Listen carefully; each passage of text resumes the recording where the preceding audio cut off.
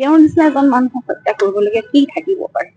আমাৰ ঘৰখন হানবান হ'ল, গোটেই অসমৰ ৰাইজে এই বস্তুটো সেয়াই বিচাৰি আছে যে কেনেকে জুবিন গাৰ্গৰ দৰে এটা সত্তা এনেকে নোহোৱা হৈ যাব পাৰে। গতিকে তেওঁৰ নিচিনা এজন মানুহক হত্যা কৰিবলগীয়া কি থাকিব পাৰে? চবটো খুলি সম্পূৰ্ণ নিজক উদঙাই সকলোখিনি দেখোন দিয়ে আছিল মানুহজনে। তাৰপিছতো এনেকুৱা এটা ষ্টেপ কিয় ল'ব লগা হ'ল? গতিকে এতিয়া দুখীয়ে শাস্তি পাওক, সেয়াই আমাৰ কামনা। প্ৰতিজন দুখীয়ে কঠোৰতকৈ কঠোৰতম শাস্তি পাব লাগে, সেইটোৱে আমাৰ কাম্য। আৰু ন্যায় ব্যৱস্থাটো খুব ভাল হ'ব বুলি আমি ভাবিছোৱে। কোনো সাৰি যাব নালাগে আৰু সেই তদন্ত ব্যৱস্থাৰ ওপৰতো আমাৰ আস্থা আছিল আৰু আমাৰ দেশৰ আইনৰ ওপৰত আমাৰ ন্যায় ব্যৱস্থাৰ ওপৰতো সিমানেই আস্থা আছে। গতিকে সেইখিনি হ'ব বুলি আমি আশা কৰিছো।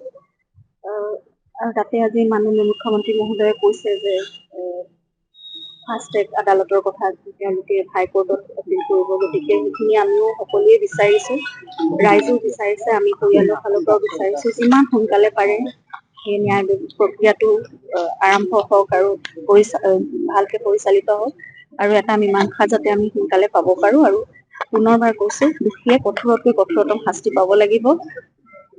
আমাৰ গোটেই মানে